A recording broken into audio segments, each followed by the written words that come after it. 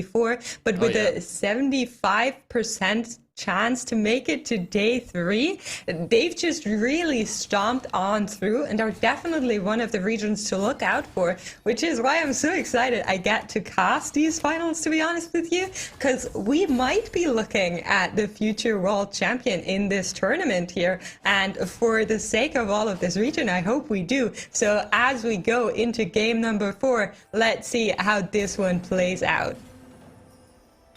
Well, I hope that's not a preemptive caster curse coming out from our European compatriot here who, you know, says she's happy to see OCE at Worlds, but secretly is barracking for them to go down to the EU players. Come on. I can be happy for multiple regions. Don't take that away from me.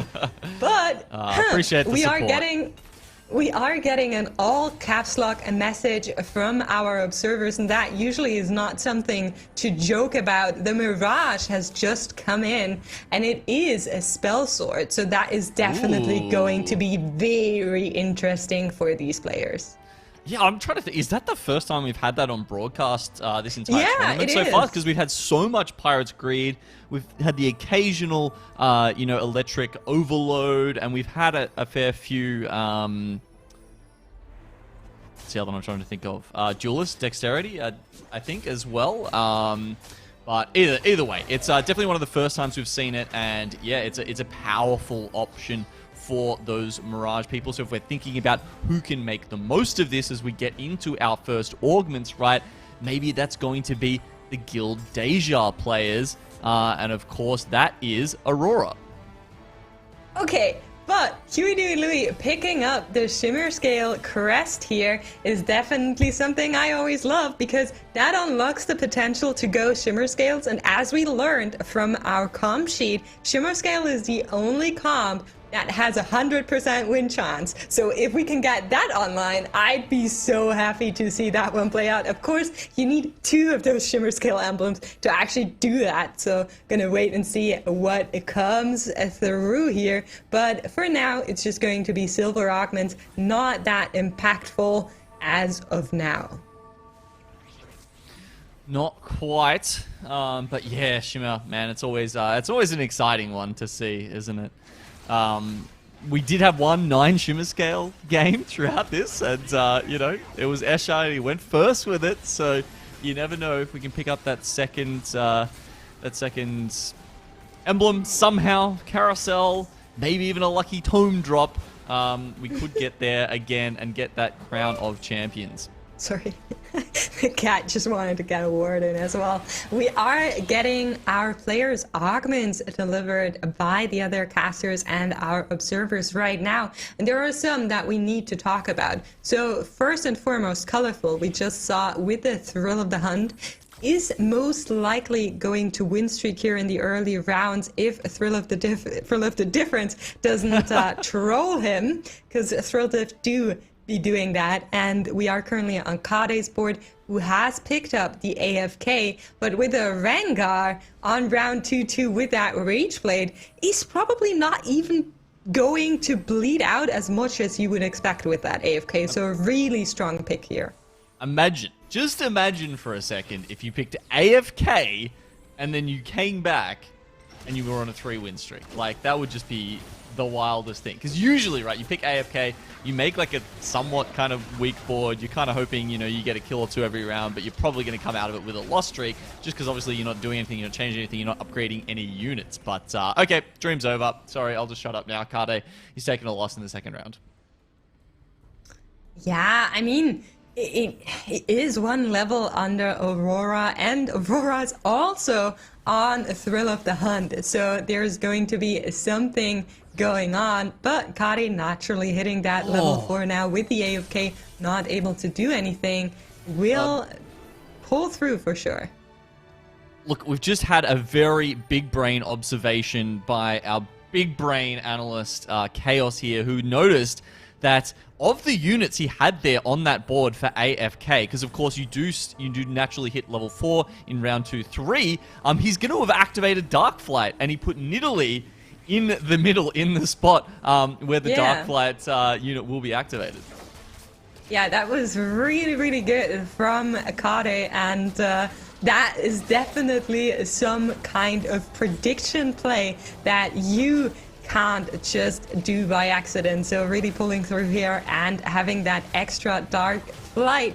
Something else that's extra is our egg giveaway that is now active. To take part, !egg in the chat to get your own egg today, and players will be getting their items now.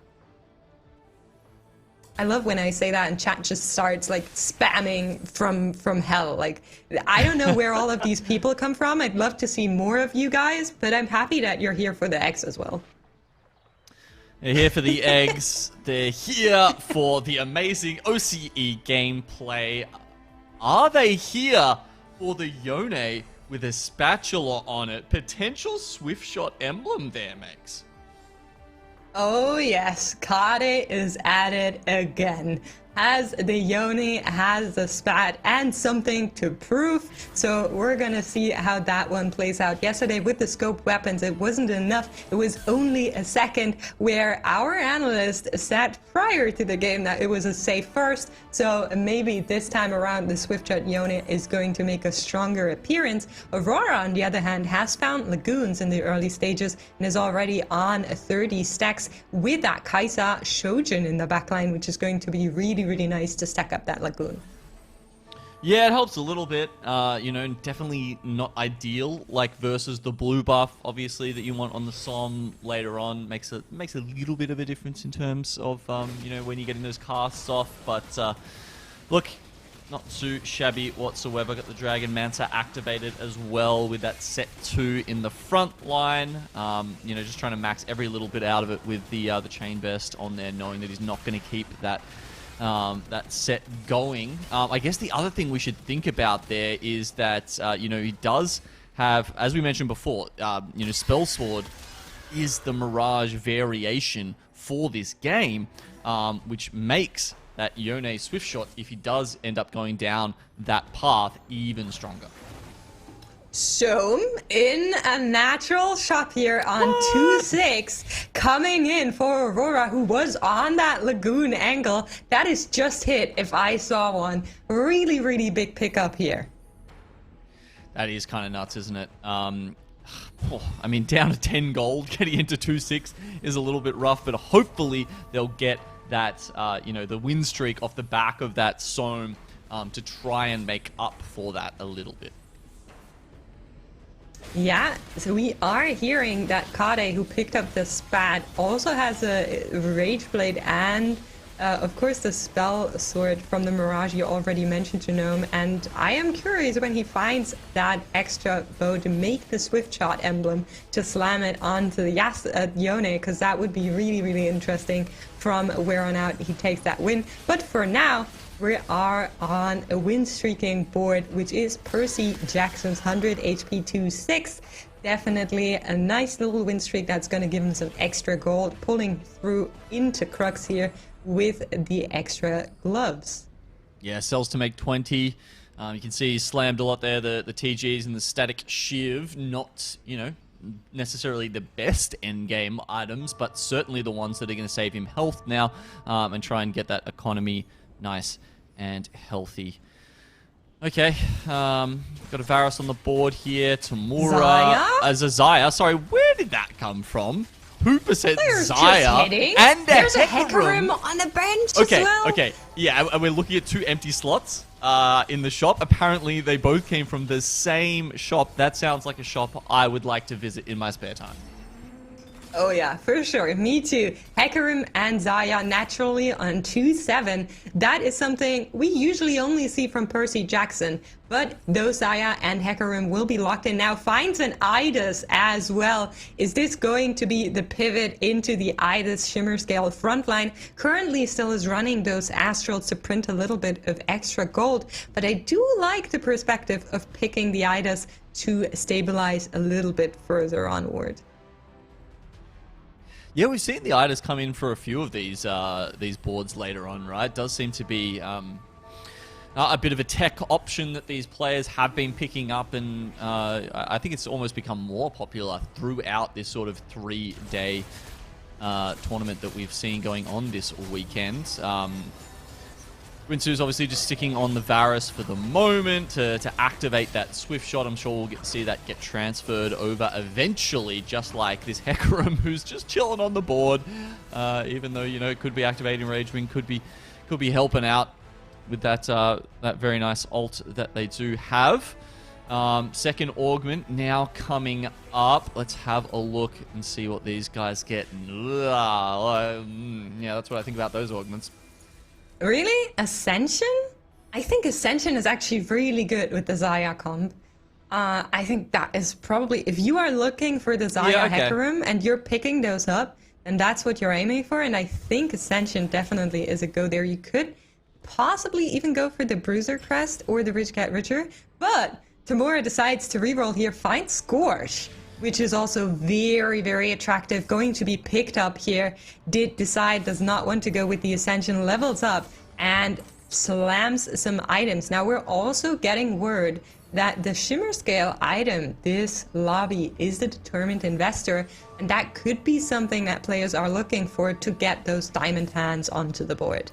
You know, you'd almost convince me, Makes. I was almost ready to be there with you and be like, I was you know ready. what, Ascension's cool. I'm happy with it. I think, you know, it's for me, it's the fact that they've nerfed it like 3 times. And when it originally came out, it had like, I can't remember, it was like 75% damage or something like that. And it just keeps getting worse and worse to the point where I'm like, I don't know if I want it anymore. But you know, I want it. Then we get the reroll, and they end up with Scorch. So of course they're very happy with that. Once again, we're seeing this Darkflight emblem hands come out. Yeah, was that Huey?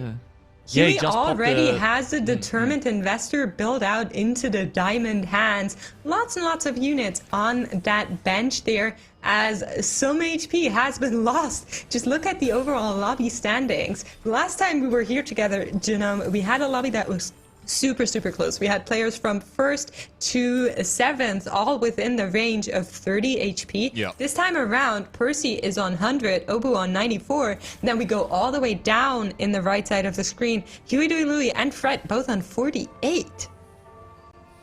And you can see we're getting another player playing Darkflight as well. We just seen you know, the option there with the Darkflight emblem, the Cavalier emblem, obviously a very strong way to play that. But Huey, Dewey, Louie, he's had enough. He said, look, guys, it's my comp. Get the hell off it. I'm tired of you tanking my placements. He says, you know what?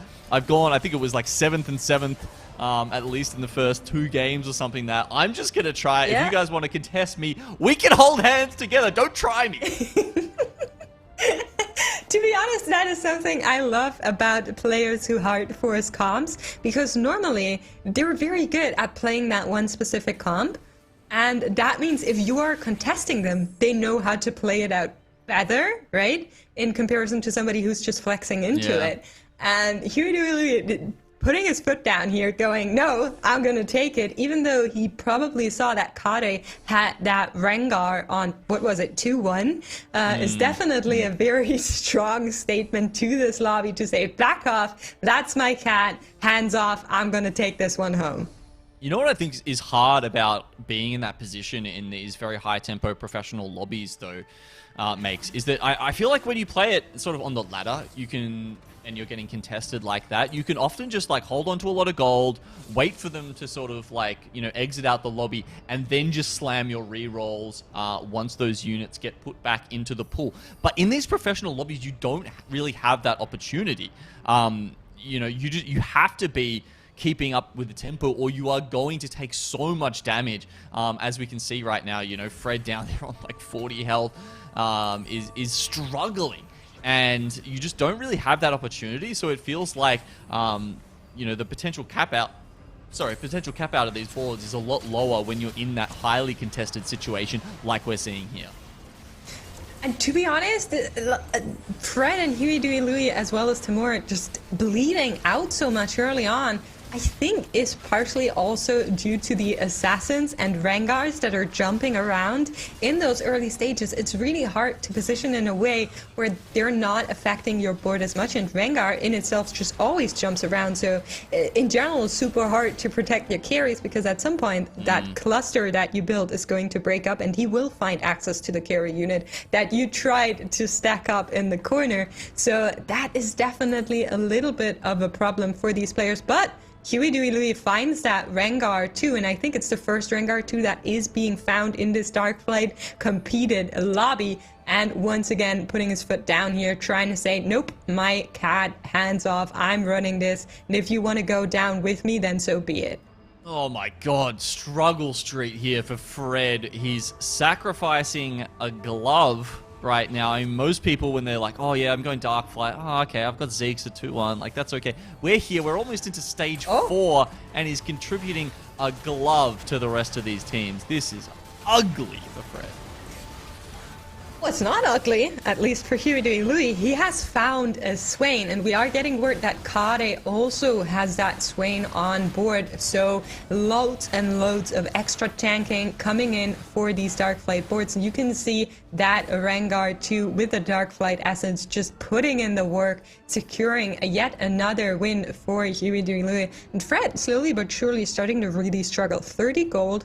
Not with a stable comp, is competed on the Darkflights, has not hit the Rengar 2, has not hit the Swain. Is this where you pivot out of it? Because the augments surely are kind of basic enough to run any comp. Yeah, exactly. It looks like he's probably going to go towards Seraphine, right? The fact that he's got a 2-star Graves there, he's got the Bloodthirster and the Guinsoo's built on that, solid items for that composition. Usually, you know, you kind of want to have the other pieces ready to go by then, but the fact that he's got that Graves too, and you saw in that fight, like, Graves 2 was doing pretty damn well, right? It almost actually beat the Rengar and clutched it out against all that Darkflight essence, but I think in that situation, you just keep going down that path. That's the hand you've been given, hand you've been dealt, and you've got to play it as best you can. Okay, I really like Tamura. The last time we saw him, he did not pick up the Idas, and I was a little bit upset about it, but he was on that astral angle, so I'm going to forgive him about it. But now, finding those pair of Idases, while Huey Dewey Louie hits the Swain 2 in 4-1, this board is about to go stonks in this entire lobby with the Darkflight online. Rengar 2, Swain 2, you need to be scared of Huey if you're playing.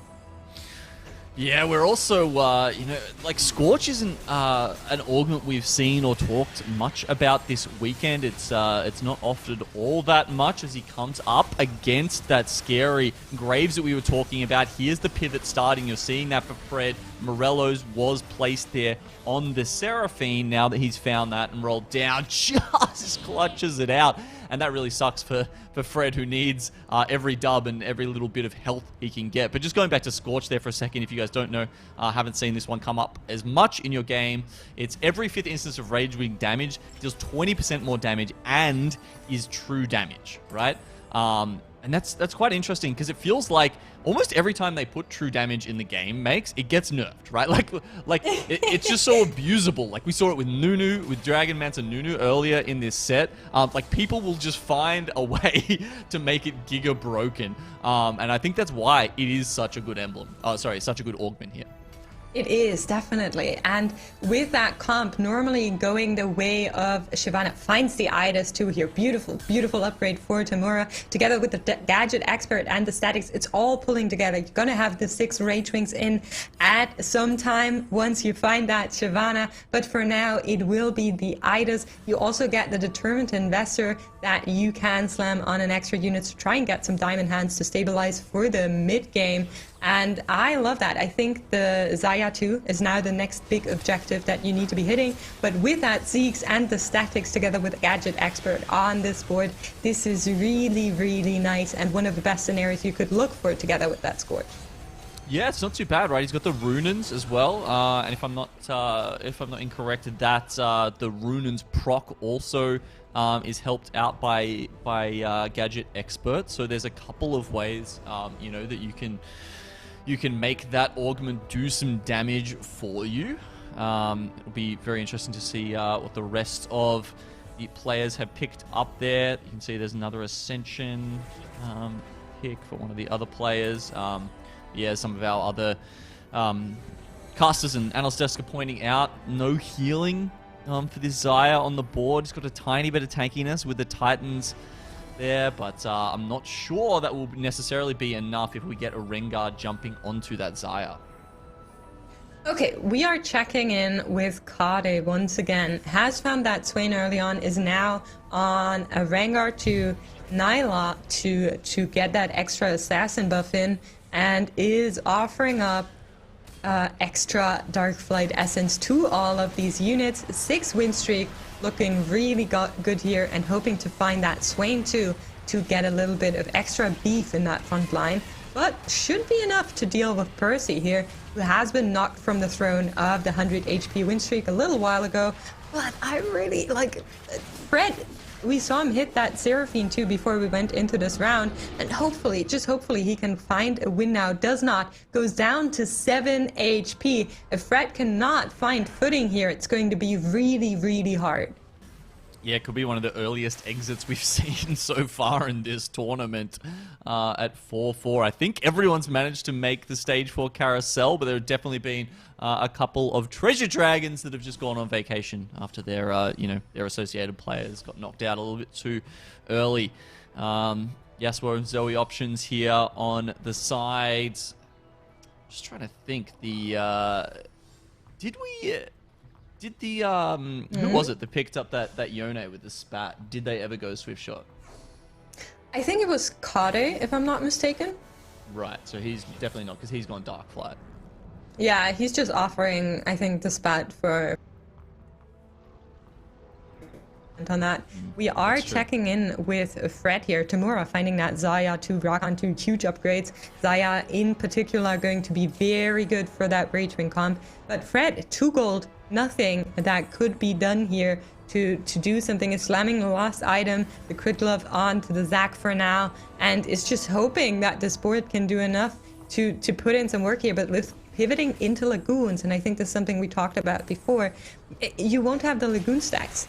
So this board can never cap out where Lagoon board would cap out. That has been hit in the early stages just by the sheer amount of stacks. Is currently on that Cannoneer angle and hoping that the Graves does something here, but it's going to be really rough. Ascension kicking in from Colorful. The Deja in the background is starting to really stack up that Archangel, and the Graves is onto her. Can Fred find a win here, or is this going to be over? He does turn it around, finds a win, holds on for one more round. Is this the Percy Jackson run around, trying to get to Treasure Drake and turning it from there?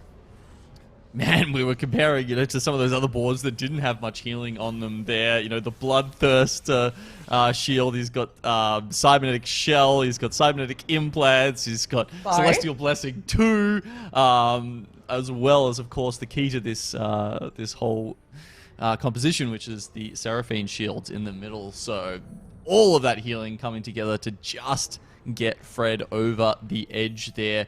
And with 7 health, he needs that to happen once more. And as a result, you can see rolling down to 0, level 7 has, is just hoping to even hit a couple of 2-star upgrades. That at least he's got the core units there up at 2-star with Seraphine, with Pantheon, and of course Graves. That's Huey de Louise board, and that's going to be one that's really tough to take down. Fred not even tempted by the Bard that came in before, but maybe the Cybernetics can bless Fred to pull through here. The Graves is onto the Swain, can take that one out, and it's now Pantheon and Graves onto the Rengar. One more unit goes down. I think Fred can get away with one more win here. Aphelios shouldn't be too much of a problem for this double Berserk comp, and Fred takes yet another win. This is the running back of the single-digit HP. Finds a Tactician's Crown and the Spatula at this Chaos Dragon. Yeah, I mean, looking at what he can make with it, though, the Spatula options aren't the best, right? I mean, sometimes, maybe you can Spatula itemize Xayah in this comp, but I don't really know if that's the option he wants to go here. That's a said, and yeah, look, I don't know if this is what you were thinking as well, Makes, but he was at level 7, and he doesn't have enough gold to really go 8. So Tactician's Crown kind of solves that problem. I mean, the thing is, going with Tactician's Crown gives you a little bit of extra board strength in the mid game, and then in the later game, you really have power because you can have that extra unit, unlock all of the trades. But like you said, Fred didn't have gold. Fred doesn't have a lot of board strength. That Tactician's Crown is not necessarily going to translate into board strength right away, and that is what he needs. He needs to have instant power now to compete with this lobby, to keep on hanging in there.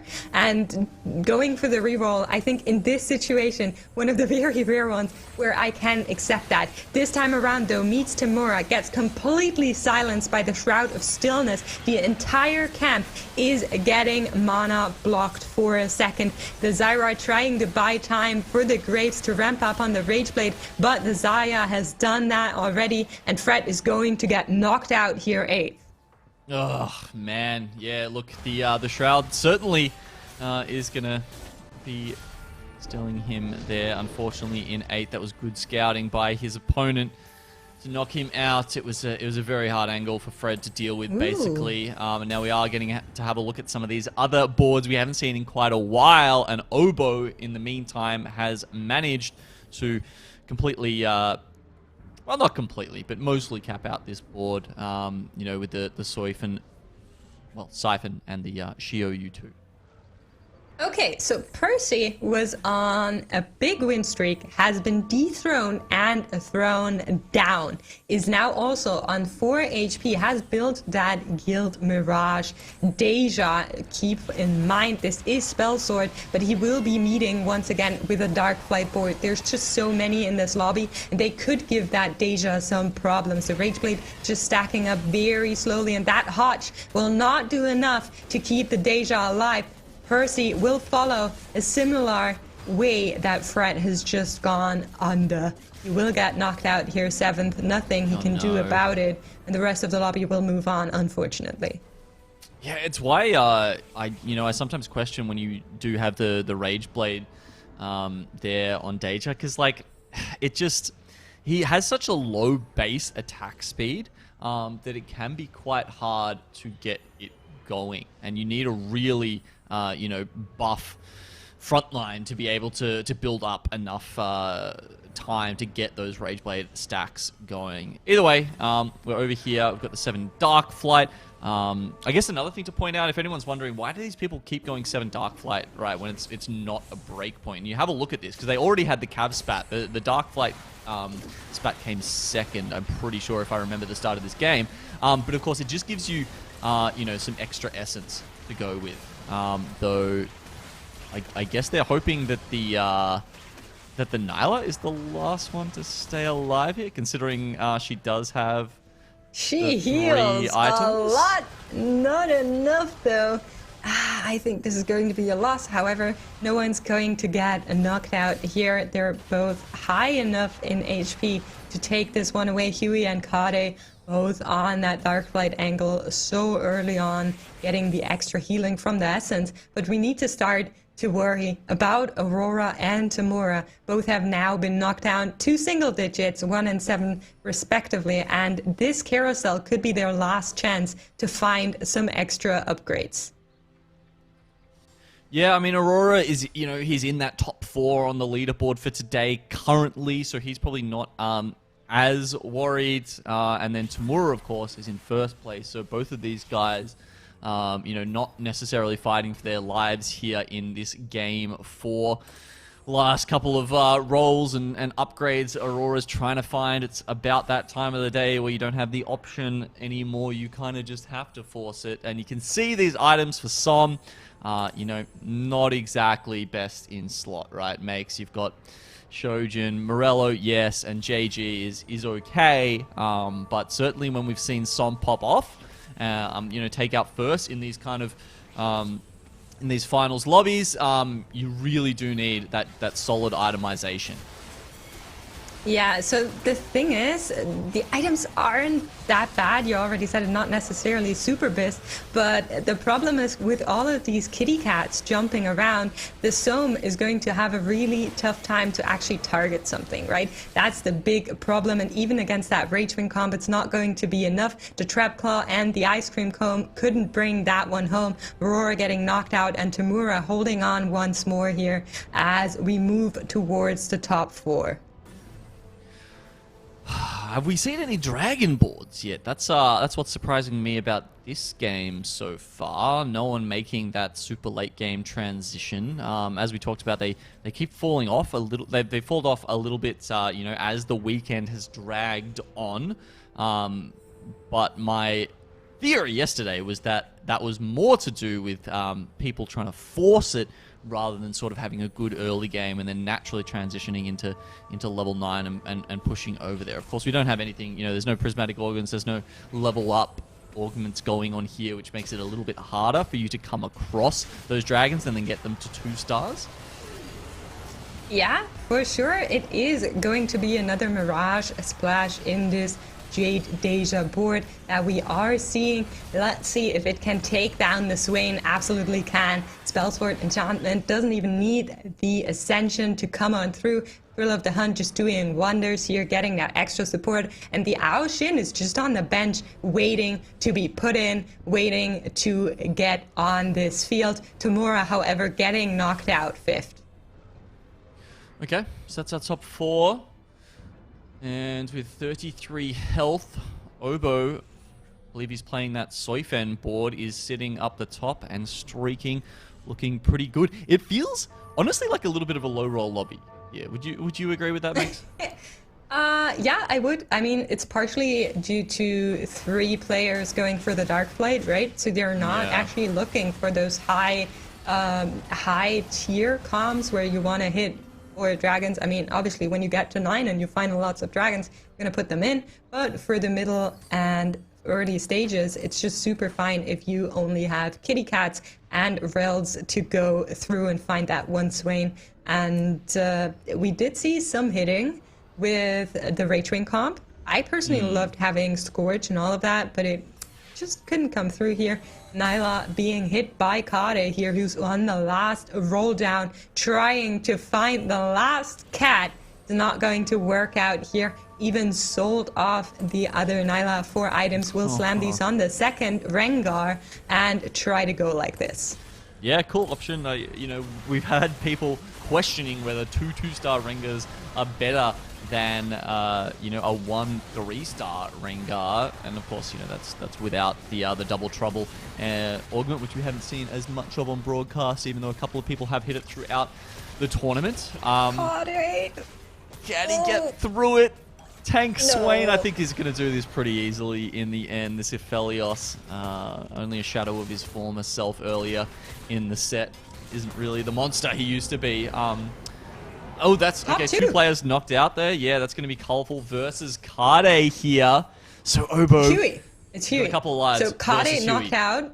Same board. So no surprise, you're getting a little bit thrown off there. Huey, Kade, same board. It is the Dark Flight against what we like to call the Siphon. Jade Siphon coming through here for Obu. Would, of course, like to get those last Jades in, but isn't on level 9 yet. Huey Duilu on the other side has hit level 9, has capped out as far as it goes in terms of slots on this board, getting the extra Dark Flight essence from the Shimmer Scale emblem, and the only thing he's missing to cap out is that Rengar, but we're going in. He could get knocked out here, so Obu will try his best to take care of the kitty cat. Let's see how this one plays out. Siphon charges once more, but the Swain reigns supreme, knocks down Obu from the win streak, and now they're both on even HP. Okay, so the Dark Flight board looking a little bit better there in that matchup, but we do get the level 9 buff for Obo now, so the Soraka is going to go in. Could this make a difference? Could it even give him that, you know, 2 HP to survive the 1 round further? Thieves gloves. So the Thieves gloves on that Shio Yu are absolutely not ideal. That's not what you want to see on those Thieves' Gloves. You would have preferred what Rakan got with the Bloodthirster and the Hodge. At least that gives you some extra slam dunks on those fists. But it's not going to be the case for the Xiaoyu, who's on an AP turnaround here. Siphon, however, has found its master with the Swain. Cannot survive this, getting knocked down here. It is the Rakan and the Xiaoyu trying to survive by Soraka's healing. Swain taking down that Xiaoyu in a last effort. And I'm pretty sure Obu is going to survive this 3 HP here as they go into Carousel and is hoping to have a better roll on those Thieves' Gloves the next time around.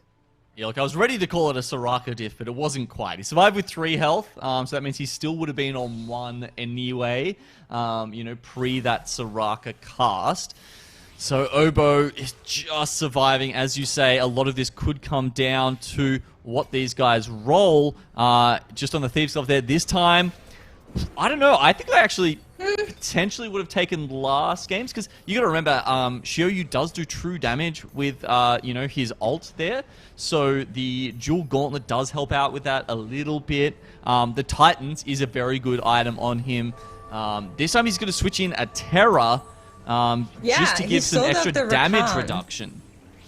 Is slamming those Thieves' Gloves last second, will get a double redemption onto the Terra. Still has a BF sword to put on something. It's going to go on the Soraka for now. Let's see if the Terra can try and keep this comp alive. There is no real anti-heal coming from the Siphon comp, so they're going to have a really tough time in trying to take down this beefy boy that Swain is, and it will not work out. Terra still holding on, but it won't do anything. Huey takes a first, and Obo comes in second here in our 4th game of the day, Janelle. All right, Obo and Huey, Dewey, Louie flipping the